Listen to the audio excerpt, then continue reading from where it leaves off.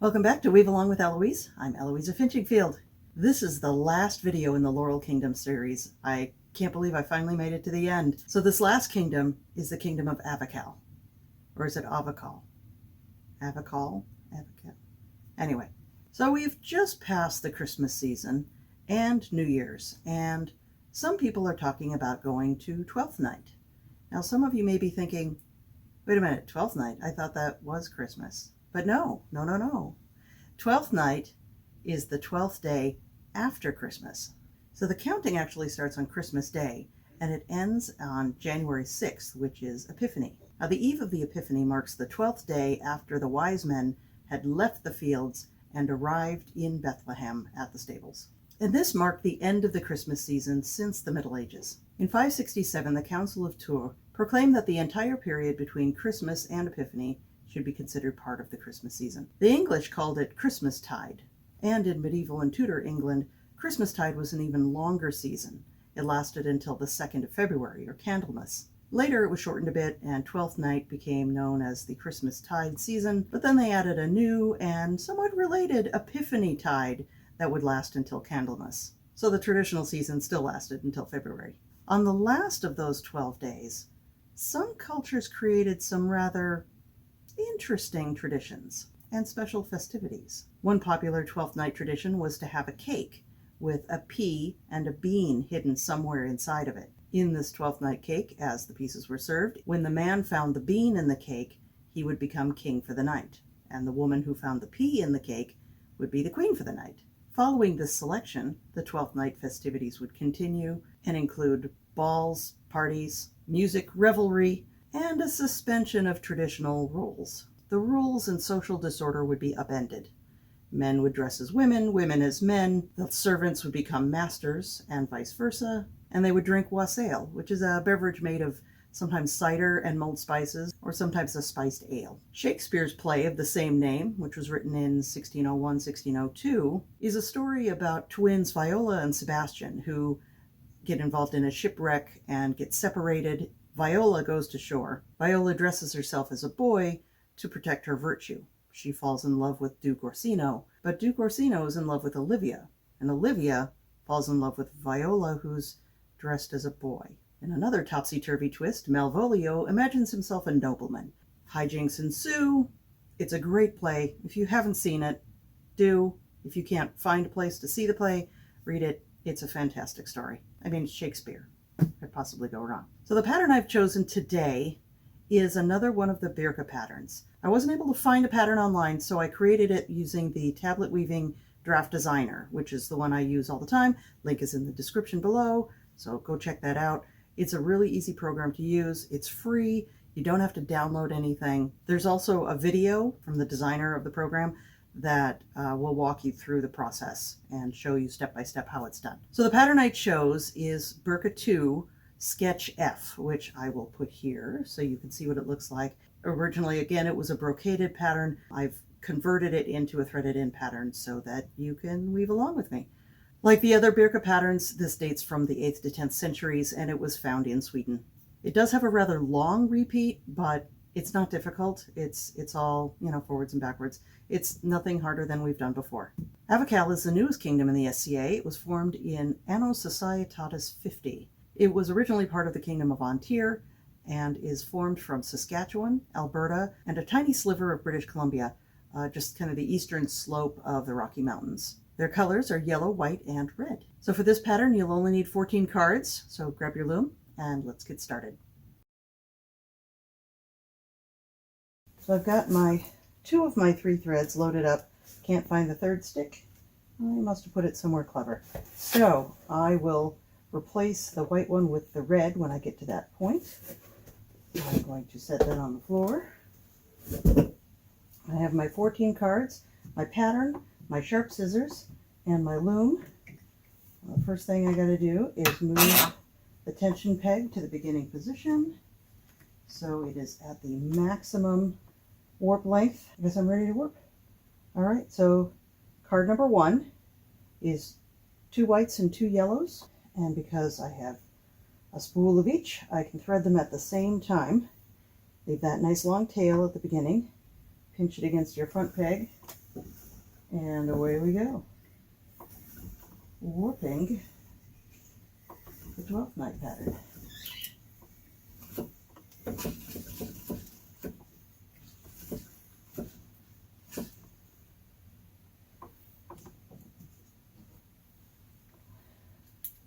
Sharp scissors.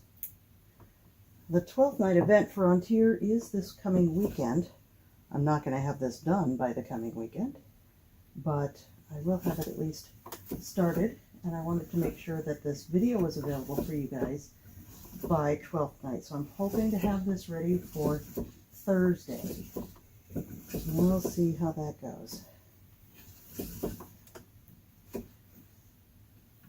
I had probably a dozen things on a list that I wanted to do for 12th night, things that I needed to get finished, and I think I finished about 5 of them. So yeah, it's okay to give yourself a little grace. Don't push yourself too hard, especially when you have other things that are more important. Good mental health is a good thing. So card number 1, I'm going to have the top of the card facing me. A is white, and it's a Z threaded card, so it's going to go through the front side of the card or the right side.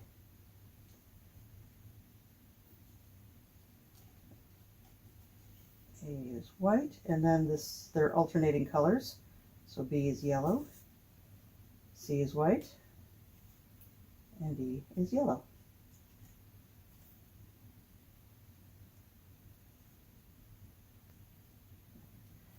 All right, left over right twice, and right over left once. That's your surgeon's knot. That is a nice secure knot, and it's not going to slip out.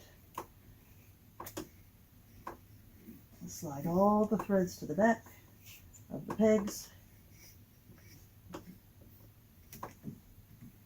and start card number 2, which is going to be same colors, 2 whites and 2 yellows.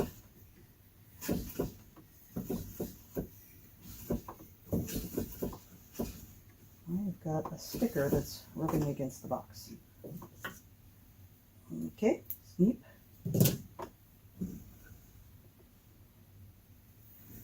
Oh, much better. Not so noisy now.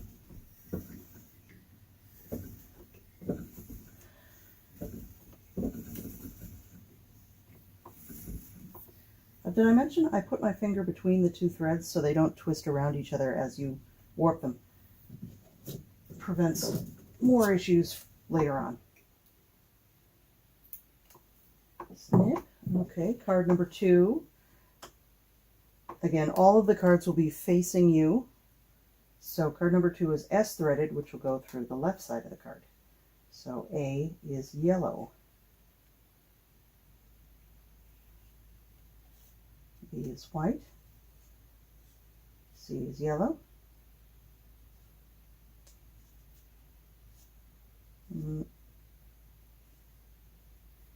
And D is white.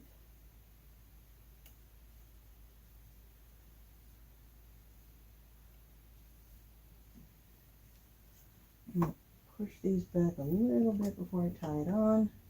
There we go.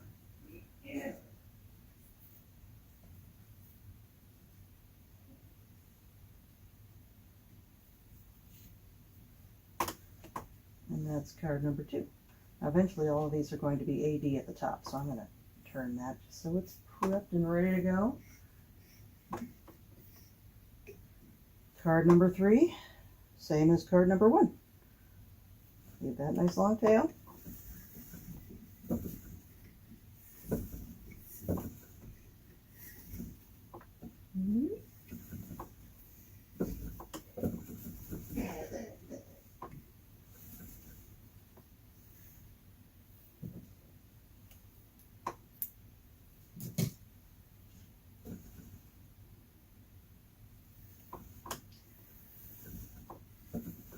Oh, I don't know if you guys noticed or if you saw my announcement a couple of weeks ago. I did start an Instagram page. I'd never done Instagram before, and I thought, why not?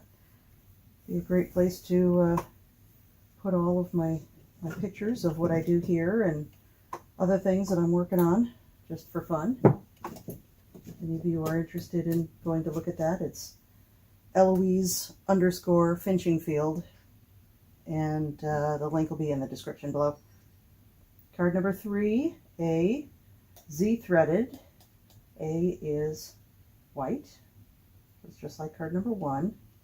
And again, alternating white, yellow, white, yellow.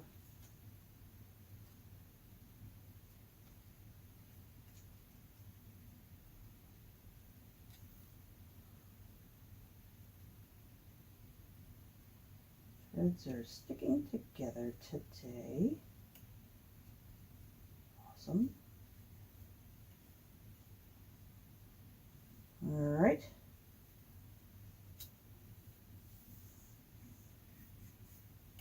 And push those back.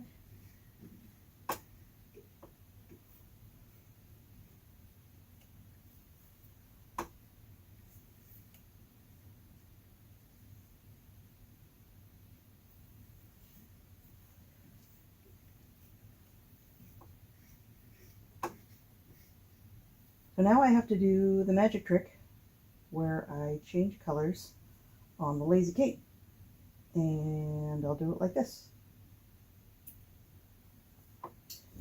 And here we are. Okay, so red and yellow.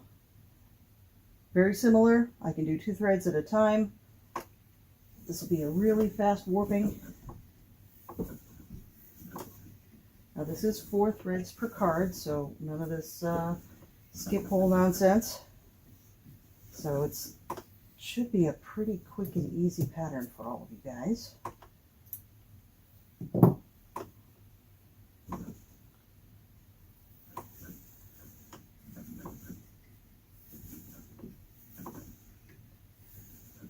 Maybe not quick. I mean, it does have 48. Has 48 picks. Okay. So S threaded for the next 4 cards. So they'll be going through the back of the card. A is yellow. And then alternating colors, just like before. B is red. C is yellow. And D is red.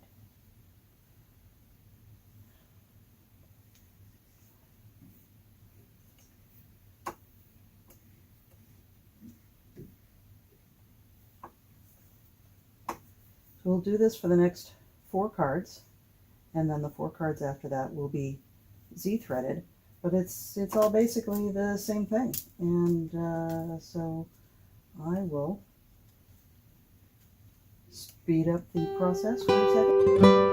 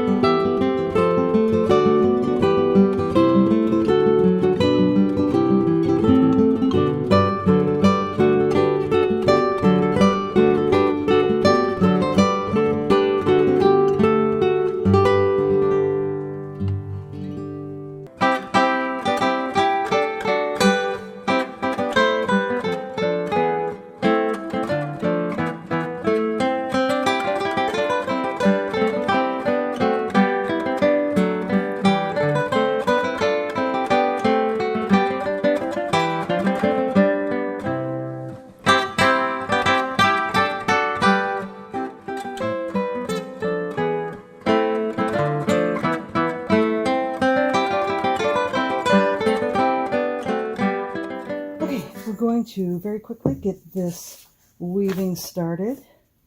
Now, like I said, there are 48 picks to this pattern, so yeah, it's going to take a little bit of time, but nothing to it but to do it.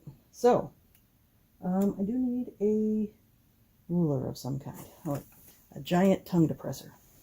I think I was using these as shuttles for a class that I taught once upon a time, because I couldn't find enough shuttles and I didn't have enough time to make them, so I just bought these. They worked. They're a little on the flimsy side. It worked well enough, but it'll be a perfect line marker as I go through the picks. So first things first, make sure that all of your cards have AD at the top, so they're all in the same position, ready to go. Get those lined up. You'll take your loaded shuttle. I keep ending up doing projects where I use the same color weft thread, so this is working out well for me. So I will pull the weft thread through the middle, settle it down so there's about an inch or so of space between the knots and where the weaving is going to start. This allows the threads to kind of compress together better just above those knots, like a finger and a half width from the knots. Then we're going to turn all the cards forward.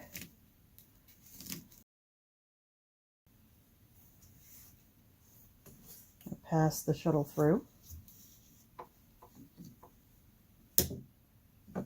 And then we're going to take the tail. I like to leave a nice long tail. Pass that back through. And this starts to anchor the thread down so it won't come unraveled. Turn the cards forward again. Pass the shuttle through. Pass the tail back through again. You can give it a little bit of a tug. Oops, that might be a little too much. And I'm going to press it down with the shuttle. Now it's kind of bouncing back, so it's not quite ready to anchor itself. So I'm going to turn forward again. Press. I'll pull a little bit. Pull the shuttle through. I'm going to pass the tail back through one more time, just so it's nice and secure. Give that a little tug. I'm going to tuck the tail out of the way because we're not going to be dealing with that anymore. Turn the cards one last time so you'll have AD back at the top again. Press. And I like to leave a loop behind as I'm weaving. Leaving the loop behind really helps kind of modify your tension. As you pass each time, you'll pull the loop so that it just presses against the outside strings. If you pull too hard, you're going to end up with kind of wobbly edges. If you leave it too loose, you'll end up with little lumps sticking out. So leaving the loop behind and then pulling it tight on the next pass helps modify that tension. So the first two picks are all cards forward. All cards forward. Now the border cards, the 3 border cards on each side, will always be turning forward until they become over twisted, and then we'll flip them so that they'll reverse direction. Pick 2, all cards forward again. You press, you'll pull that, once I get this staying put, pull that loop. I'll make sure it doesn't knot on itself. Pull the loop, and then you'll leave a loop behind. I can see there's a little flaw in the thread here, but I think that's going to be okay. It'll get buried somewhere in the middle. No one will ever see it. Now, if it was thin or looking like it was just about to break, I'd probably stop and start again. Okay, pick number 3. You're going to have cards 1, 2, 3 going forward, 4, 5 going backwards, 6, 7, 8, 9 going forwards, 10 and 11 going backwards. So you'll turn those back and turn the forward cards forward.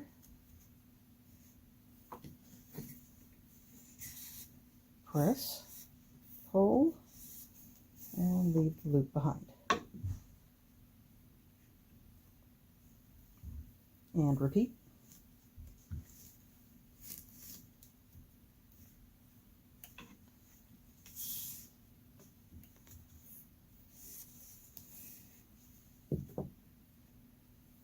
Pick number 5 is going to kind of reverse. So the ones going backwards are now forwards, forwards ones are now backwards, and so on. So just the middle 4 cards will turn backwards, and the rest turn forwards. Oops, and that one did not turn. Go. Just making sure. Yep, okay. Yep. Turtle's upside down. And repeat that again for pick number 6.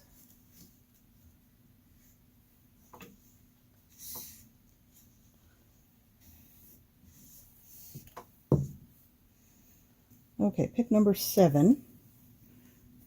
We'll have 1, 2, 3 going forwards, 4 goes backwards. The middle 6 cards will go forwards,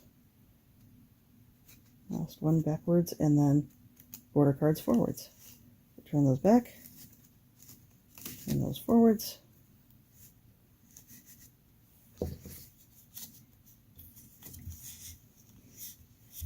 Press, pull the loop, and leave the loop behind.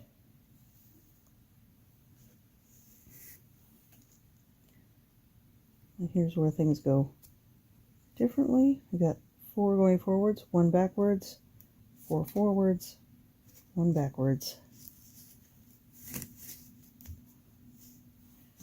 We'll just keep following the pattern like this.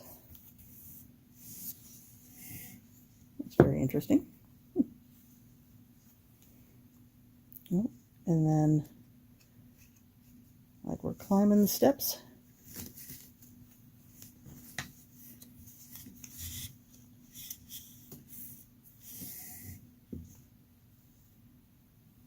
And then just the 2 middle ones go forward.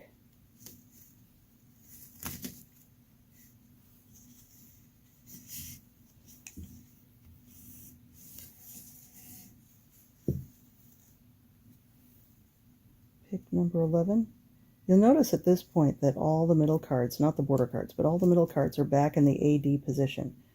So if you wanted, you could repeat 1 through 10 over and over and over again and create a different pattern.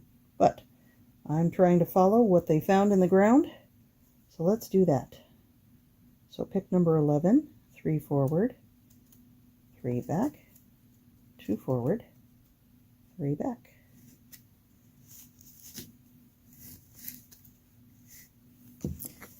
It's also helpful if you have a tendency to get lost in your patterns and you're concerned about messing up the pattern. You can mark where all the cards have returned to the home position, and that way if you get lost or if you want to double check your work, when you get to one of those checkpoints, you just check to see what position your cards are in, and if they're all in the AD position, you're good to go.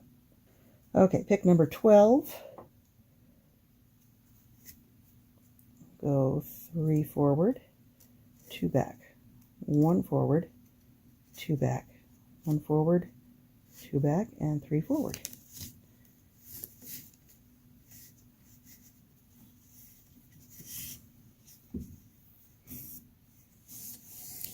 This is going to have kind of a long float in the middle, and I'm not really keen on that, but it looks like I'm going to tie it down right here at pick number 13.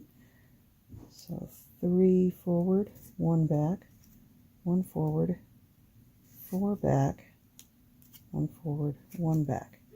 Now if you're using finer threads, these long floats are not going to be as noticeable.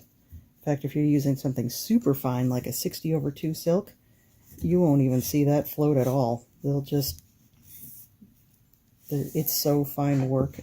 Long floats like that don't even show. Okay, next one. We're at pick number 14, so 4 forward and 6 back, and then 4 forward.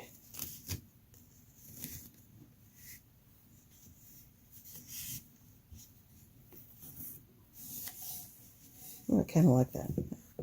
X. Of course, that should be closed up in the middle, and it probably would be if I was using finer threads. I tried. Pick number 15.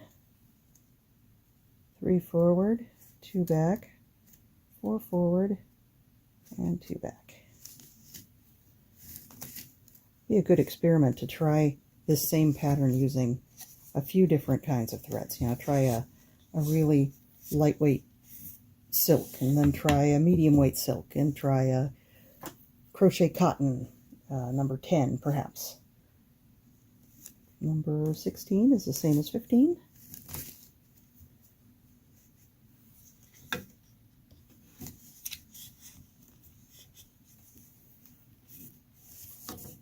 And you'll notice we've arrived at another checkpoint.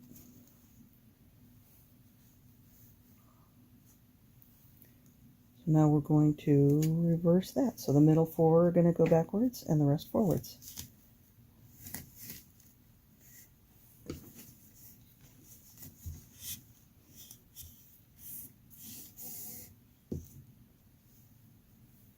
And again.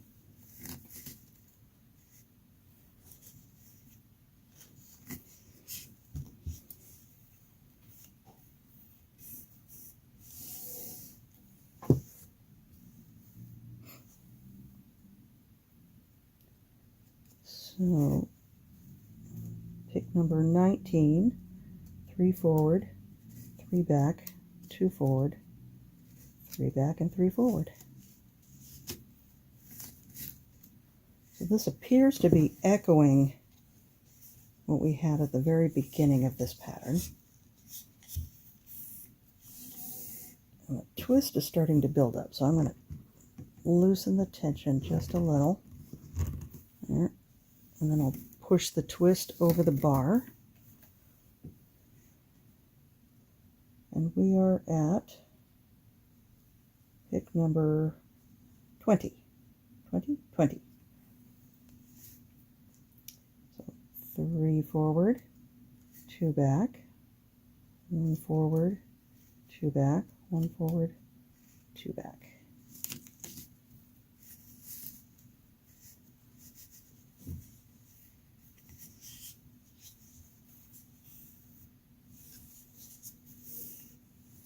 Twenty-one, 3 forward, 1 back, 1 forward, 4 back, 1 forward, 1 back.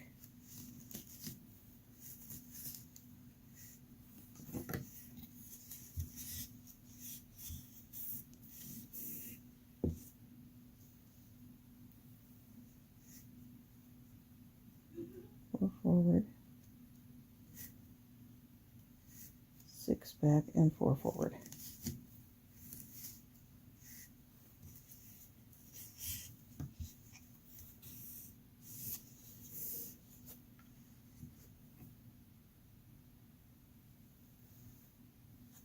I think our pattern's going a little differently now. So we've got this new V developing. Interesting.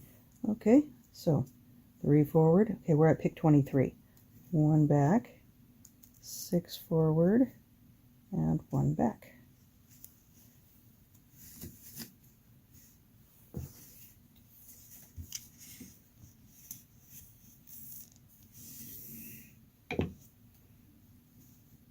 "24, 4 forward, 4 back, 4, no, wait a minute, let me try this again. Pick 24, 4 forward, 1 back, 4 forward, and 1 back.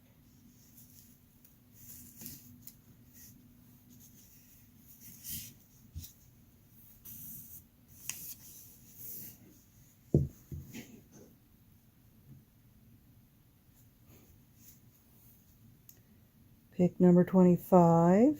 We got 5 forward, 4 back, and 5 forward.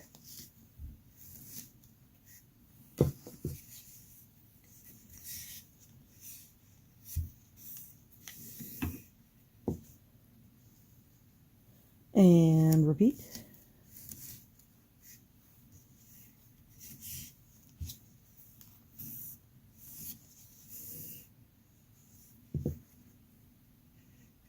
interesting. This little U shape.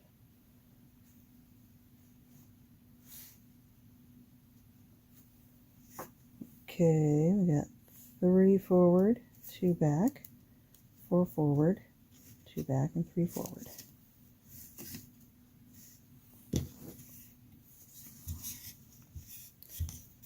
Okay, so far this really isn't that difficult to pattern, and it's coming out with a really interesting look to it. I really like that. And pick number 28 is the same as 27.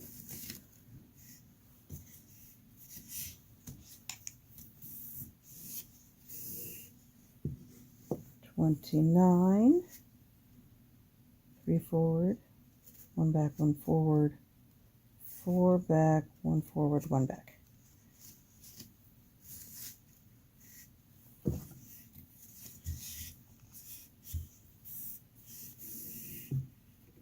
really do like this braided edge, alternating the yellows and whites. It really makes an interesting pattern on the edge. Okay, pick number 30 is 4 forward, 6 back, and 4 forward.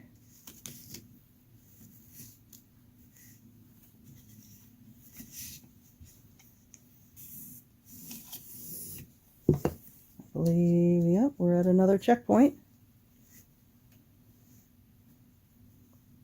There may have been more. I wasn't paying attention.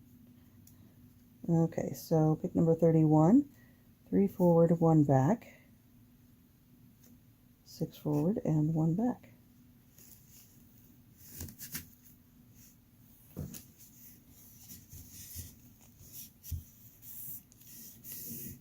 Is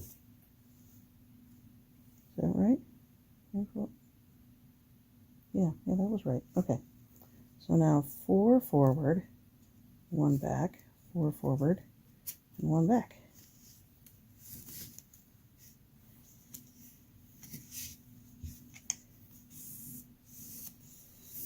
And again with the long floats here. I'm a little frustrated with that, but it is what it is, as they say.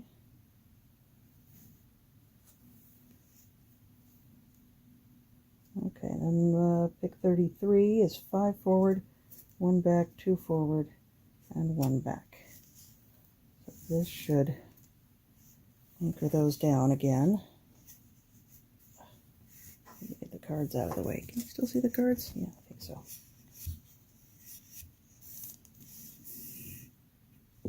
No, it's still not anchored that one down yet. Okay, so this one has 6 forward, 2 back, and the rest forward.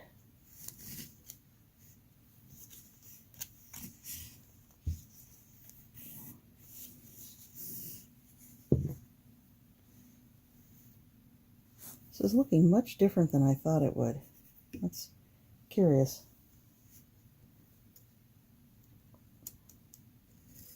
3 forward, 3 back, 2 forward, 3 back for pick number 35.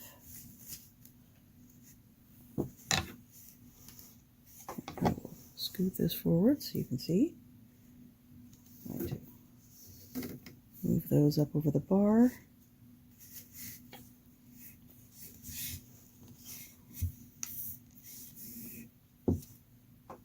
Pick 36. 3 forward, 2 back, 1 forward, 2 back, 1 forward, and 2 back.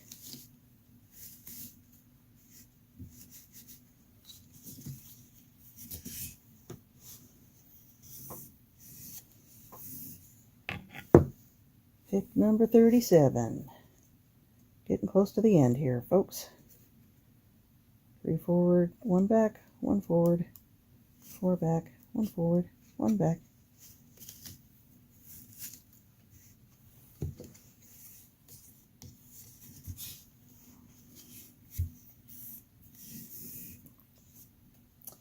$38.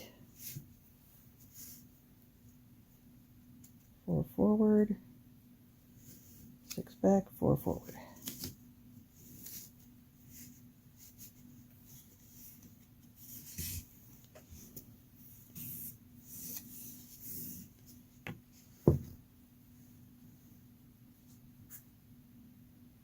Yeah, this looks way different than I thought it was going to look.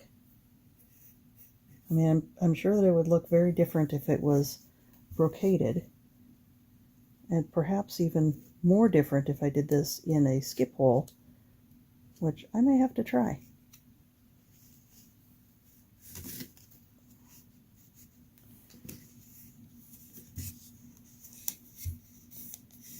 Alright, that was pick number 39. Number 40, 4 forward, 1 back, 4 forward and 1 back.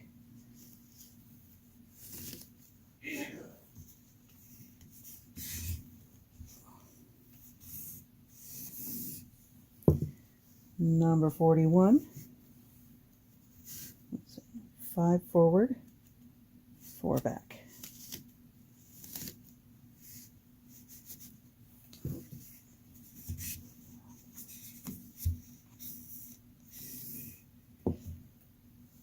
Number 42, oh, same thing. What was it? 5 forward and 4 back.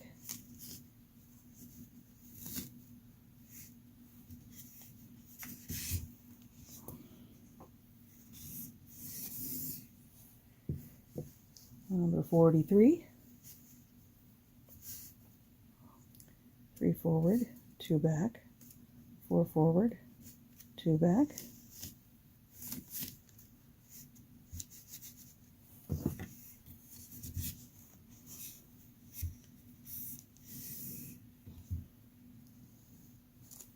And repeat.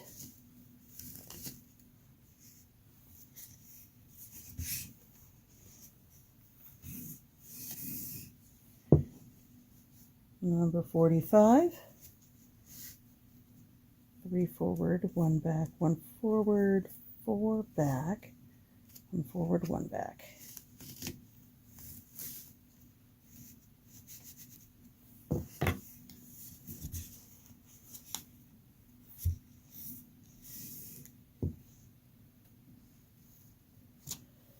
Number 46, 4 and 6 and 4.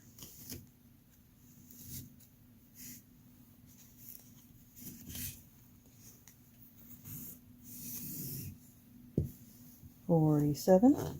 Oh. Checkpoint. All cards forward.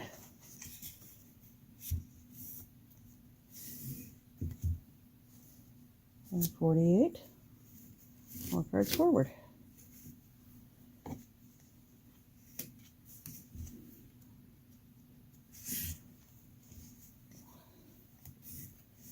And I wonder, I mean, it's not awful. It's interesting. And I'll keep going. But then I think I'm going to try this in a skip hole weave and see how different it looks.